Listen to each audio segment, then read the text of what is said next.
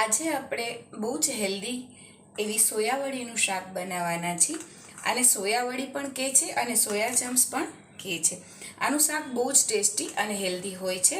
તો આજે આપણે સોયાવડીનું શાક બનાવશું. તો સોયાવડીનું શાક બનાવવા માટે સૌથી પહેલાં મેં એક તપેલામાં 2 ગ્લાસ ગરમ પાણી મૂકેલું છે. તેની અંદર આપણે એને બાફવા માટે મૂકી દઈશું. હવે તેની સાથે આપણે 1 નંગ મેં બટેટું લીધું છે ઝીણું સમારીને. તેની સાથે આપણે એક બટેટું ઝીણું સમારેલું પણ બાફવા મૂકી દઈશું. ગરમ પાણીમાં સરસ બફાઈ જાય ત્યાં સુધી એને બાફવાના છે.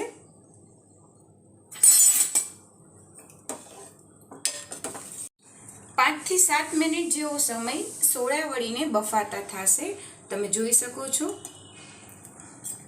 આપણી સોયાવડી સરસ પાકી ફૂલી અને મોટી થઈ ગઈ છે. તેની સાથે આપણે એક બટેટું પણ બાફવા મૂક્યું હતું.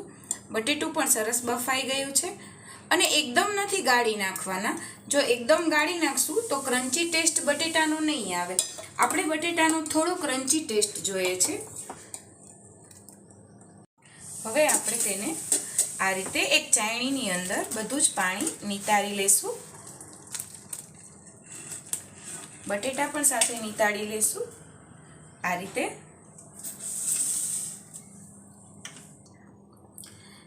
એક કડાઈમાં વઘાર માટે મેં 4 ટેબલસ્પૂન જેટલું તેલ લીધું છે. તેલનું માપ તમે તમારા ઘરના ટેસ્ટ પ્રમાણે વધુ ઓછું કરી શકો છો. અને સોયાવડીના શાકમાં સોયાવડીમાં તેલ થોડું વધારે જોશે એટલે તેલ મેં 4 ટેબલસ્પૂન જેટલું મૂક્યું છે.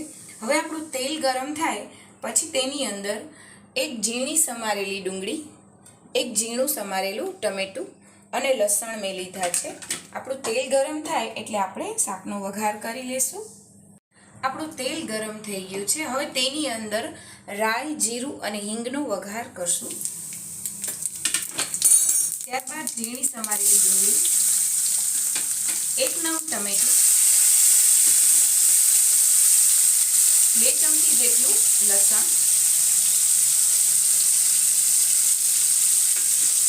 ગેસની ફ્લેમ ધીમી કરી નાખશું. હળદર, ધાણા જીરું પાવડર, લાલ મરચું તમે તમારા ઘરના ટેસ્ટ પ્રમાણે વધુ ઓછું કરી શકો છો.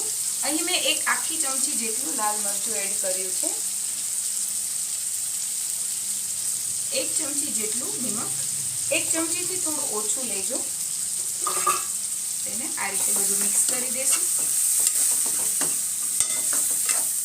હવે તેની અંદર 2 ચમચા જેટલું તેલ અંદાજે આપણે એડ કરશું.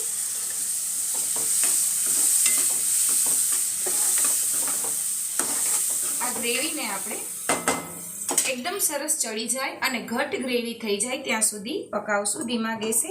આ રીતે ઢાંકી દેશું. આપણા ગ્રેવીની એકદમ સરસ સુગંધ આવે છે.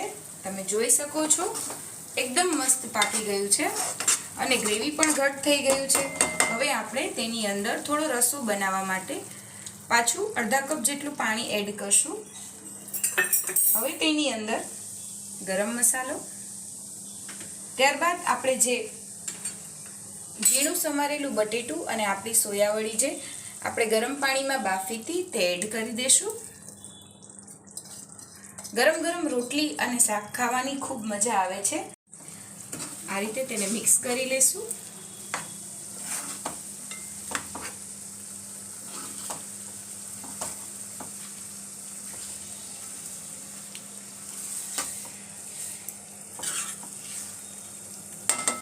થોડી વાર સેટ થવા માટે રાખી દઈશું. જોતાં જ ખાવાનું મન થઈ જાય એટલું ટેસ્ટફુલ આપણું સોયાવડીનું શાક બનીને રેડી થઈ ગયું છે. ઉપરથી થોડા કોથમીરના પાન વપરાવશું. જો વિડીયો સારો લાગે તો ચોક્કસ લાઈક, શેર અને સબસ્ક્રાઈબ કરજો.